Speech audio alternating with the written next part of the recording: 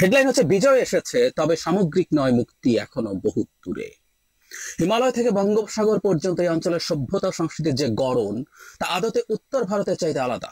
মুসলিম হিন্দু নির্বিশেষে সে সভ্যতা ও সংস্কৃতির পূর্ণ বিকাশ ও হিমালয় থেকে বঙ্গোপসাগর পর্যন্ত জনপদ পুনরুদ্ধার ব্যতীত পোকায় খাওয়া পূর্ব পাকিস্তান হয়ে বাংলাদেশ দিয়ে আমরা মুক্তিকে ছুঁতে পারবো না।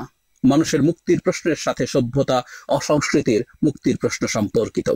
ভারত একটা ঘেরাও এবং গেটো কর্মসূচি নিয়েছে। 47-এ হিন্দু মৌলবাদী ও কুলিনদের অখণ্ড বাংলা বিরোধিতা থেকে এ পোকায় খাওয়া খণ্ড বাংলাদেশের জন্ম। ওই দেশকে রাষ্ট্র হিসেবে পত্তন করতে হয়েছে পাকিস্তানি হায়নাদের বিরুদ্ধে একটি জনযুদ্ধের মাধ্যমে। আবার এই রাষ্ট্রের জন্মদাগ তথা ভারত নির্ভরতা ও ভারতের আধিপত্য মুক্ত রাখতে 75 আমরা খেয়াল করি আর 24 ঘটাতে হয়েছে। দুই ঘটনার ব্যবধান 50 বছর, কিন্তু আদতে কিছুই পরিবর্তন হয়নি। আমরা ভূগোল ও বন্দোবস্তে আটকা পড়ে গিয়েছি। তাই আমরা বলছি নতুন ভূগোল ও বন্দোবস্ত লাগবে। একটা খণ্ডিত ভূমি, একটা জন্মদাগ নেয়া রাষ্ট্র দিয়ে হয় না। সাংস্কৃতিক হেজিমনি লাগে, নইলে 71 আর 24-এর বয়ান ও স্লোগান কেবল মিছে চিৎকার হয়ে পড়ে রইবে। 71-এর পরে 75 আর 24 দিবার সুযোগ আসার পর আমরা 72-এর মুজিববাদী বন্দোবস্তকে পুরোপুরি নস্যাৎ করতে পারি না। আমরা চেষ্টা করতেই পারি, বারবার প্রাণ দিতে পারি, কিন্তু এই খণ্ডিত ঘেরাওকৃত গেটো বাংলা নিয়ে আমরা সত্যিকার বিজয়, স্বাধীনতা কিংবা মুক্তি অর্জন করতে পারবো না। মনে রাখতে হবে, দক্ষিণ এশিয়ায় আশরাফ মুসলিমদের ভূমি পাকিস্তান, ব্রাহ্মণ্যবাদী হিন্দুদের ভূমি ভারত, আর হিন্দু মুসলিম দলিত নির্বিশেষে নিপীড়িত মজলুম মানুষের ভূমি বাংলাদেশ। তাই বাংলাদেশকে এই খাঁচা ছেড়ে বেরোতেই হবে। দক্ষিণ এশিয়া নয়, পুরো গ্লোবাল সাউথ বাংলাদেশের নেতৃত্ব অনুসরণ করবে। বাংলাদেশের প্রাণ আজ 24-এ শহীদদের কোরবানির ভেতর দিয়ে মুক্তি খুঁজছে। 24 কেবল শুরু, শেষ বিন্দু নয়। অভ্যুত্থানের নেতৃত্ব জানেন তাদের লড়াই অসমাপ্ত।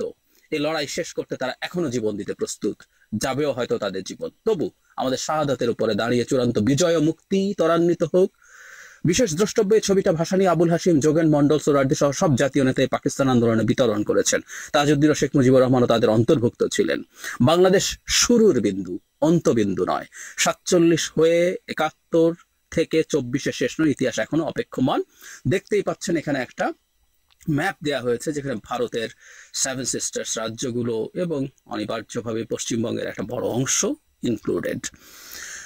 এখন যে ডিবেট বা আলাপ হচ্ছে সেটা হচ্ছে এই, খুব স্পষ্ট, উনি কোনো রাগঢাক করেননি, উনি খুব স্পষ্টভাবেই লিখে দিয়েছেন যে ভারতের আধিপত্য থেকে, মানে উত্তর ভারতের যে ভূমি, রাদার এই অঞ্চলটা আলাদা এবং এটা অসম্পূর্ণ খণ্ডিত একটা জায়গা, এটা পূর্ণাঙ্গ করতে হবে। কথার মধ্যে কোনো রাগঢাক নেই যে বাংলাদেশের যে ভূমি এবং ভূগোলকেও পরিবর্তন করতে হবে, বন্দোবস্ত লাগবে।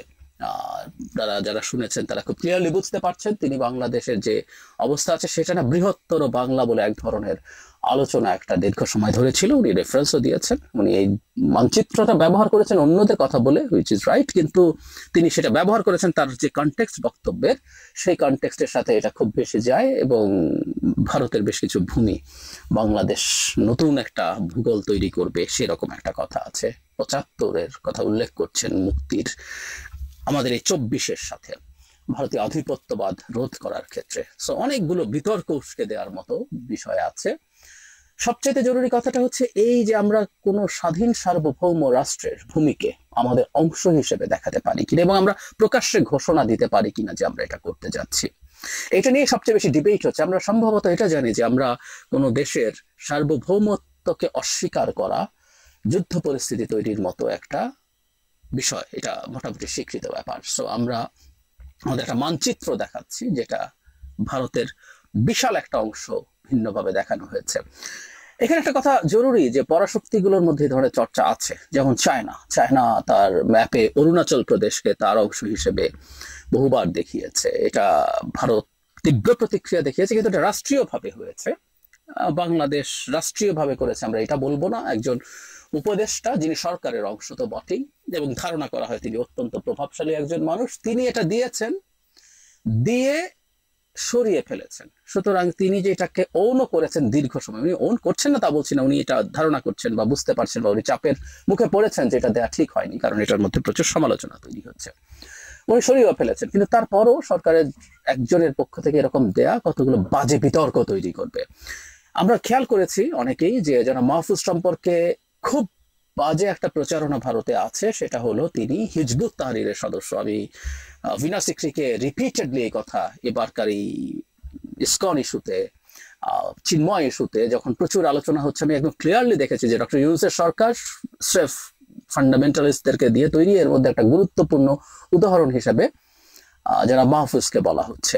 তো এখন সেই মাহফুজ এবার ভারতের স্টেটের ইন্টিগ্রিটি নিয়ে প্রশ্ন তুলেছেন উনি, একদম রাগঢাক করা ছাড়াই তুলেছেন। এখন কথাটা হচ্ছে, এই আলাপগুলো কি আমাদের সমাজে একেবারে নেই? উত্তর হচ্ছে আছে। এই আলাপগুলো আড্ডায় অনেকেই করেন, অনেকেই বলেন, অনেক রকম আলোচনা আসে, অনেক কিছুই আসে। আমাদের সেই 47 দেশ বিভাগের নানা ডিসপিউট আসে, সেটার ভিত্তিতে দেশ কেমন হওয়া উচিত সেটা আসে, নানান আলোচনা এগুলো করে মানুষ। এটা সারা পৃথিবীতে, ভারত হয়তো তার যে অখণ্ড ভারতের খোয়াব দেখে, যতটুকু রাষ্ট্রীয়ভাবে দেখা যায়, ব্যক্তিগত পর্যায়ে তারা অনেক বেশি করে। এমনকি যখন অখণ্ড ভারত নিয়ে তীব্র সমালোচনা তৈরি হয়েছিল, তখন কিন্তু তারা ক্ল্যারিফাই করেছিল এটা বলে যে এটা সম্রাট অশোকের সময়ের ভারতের মানচিত্র। মানে তারা সেটাও রাষ্ট্রীয়ভাবে কিন্তু ওন করেনি, সেটা তারা টাঙিয়েছে, ঐতিহ্য হিসাবে টাঙিয়েছে বলে তারা এটাকে পোট্রে করার চেষ্টা করা হয়েছে। যদিও আমরা জানি যে তাদের যে সাংস্কৃতিক আদর্শিক সংগঠন আরএসএস প্রকাশ্যে অখণ্ড ভারতের কথা বলে, কিন্তু ওই যে বললাম, সরকারও কিন্তু এটাকে ওন করে না। ফলে এই জিনিসটা আমাদের একটু খেয়াল রাখা দরকার, যে কেউ কেউ বলছেন আবার যে ওর অখণ্ড ভারতের পাল্টা এই ধরনের একটা আলাপও ঠিক আছে। আমরা ভারতের এই ধরনের আচরণের, অখণ্ড ভারতের প্রতিবাদ করবো। আমি নিজে বেশ কয়েকটা ভিডিও বানিয়েছি, এবং যেখানেই প্রসঙ্গ আসে আমি অখণ্ড ভারতের বিরুদ্ধে কথা বলি, সেই প্রতিবাদ আমাদের করে যেতে হবে। কিন্তু আমরা আসলে রিয়াকশন গুলো কিভাবে করবো এবং কোন পর্যায় থেকে করব? আমাদের নিশ্চয়ই মনে আছে যে এই সরকার ক্ষমতায় আসার পর থেকে আমাদের ভারতের বিরুদ্ধে আমাদের আবেগ বাঁধ ভাঙা হয়েছে, কারণ আমরা ভারতের বিরুদ্ধে বিজয় অর্জন করেছি, এটা একেবারেই সত্য কথা। আমরা 24-এ কেন আবার স্বাধীনতার মতো মনে হয়েছে, কারণ আমরা আসলে উপনিবেশে পরিণত হয়েছিলাম ভারতের। স্পষ্টভাবেই আমরা ভারতের উপনিবেশ ছিলাম। শুধু ভারতের না, একটু যোগ করে রাখা ভালো, আমাদের দেশের যারা আওয়ামী লুটেরা তাদেরও উপনিবেশ ছিল, কারণ এই রাষ্ট্রে সে বসবাস করতে চায় না, সে এখানকার সম্পদ নিয়ে কলোনাইজারদের মতো এগুলো সব অন্য দেশে নিয়ে চলে গেছে। সো এই উপনিবেশ থেকে আমাদের মুক্তি হয়েছে বলে আমরা বাঁধ ভাঙা উল্লাস করেছি, ভারতের বিরুদ্ধে নানা রকম রেটরিক ব্যবহার করেছি, এবং আমরা কেউ কেউ ভারতকে হুমকি দিয়েছি যে তার যে শিলিগুড়ি করিডোর, তার যে স্ট্র্যাটেজিক চোক পয়েন্ট আছে, 7 সিস্টার্স, উত্তর পূর্বের রাজ্যগুলোর সাথে মেইন ভারতের যোগাযোগ, সেটার উপরে ভিত্তি করে যখনই হয়েছে আমরা সেটাকে ধরে হুমকি দিয়েছি, আমরা কিন্তু ওটাকে ঝামেলা করে ফেলবো, ওটা করে তোমার 7 সিস্টার্স আলাদা করে দেবো। এরকম নানা আলাপ আলোচনা আমরা স্টুডেন্টরা রেটারিকলি করেছে, স্লোগান দিয়েছে, বন্যায় যদি মানুষ মরে চিকেন নেক, মানে 7 সিস্টার্স থাকবে না রে, চিকেন নেক চেপে ধরবো, এইসব কথাবার্তা বলা হয়েছে। আমি তখনও এগুলো নিয়ে বলেছি যেগুলো রেটারিকলিও না বলা ভালো, উচিত না এগুলো বলা, কারণ আমরা কখনোই ভারতের ইনসিকিউরিটি তৈরি করব কোনোভাবেই বাংলাদেশের দিক থেকে হবে ওই তার মানে তার ভূ রাজনৈতিক যে ইন্টিগ্রিটি আছে, একটা স্টেটের যে ইন্টিগ্রিটি আছে, সেটাই ন্যূনতম ঝুঁকি হবে, এরকম কোনো আলাপও করা উচিত না। কিন্তু এটা হয়েছে, কিন্তু সেটা এক জায়গা যে ছাত্ররা, ইয়াং ছাত্ররা করছে, আর রাষ্ট্রের গুরুত্বপূর্ণ জায়গায় বসে আলোচনা করছে। আমরা আবারও ভারতকে একটা বাজে ধরনের অস্ত্র তুলে দিলাম, এবং এই ম্যাচুরিটি গুলো, মানে আমরা অনেকবার বলেছি আসলে বাংলাদেশ চালানো ইজ নট ইজি, এবং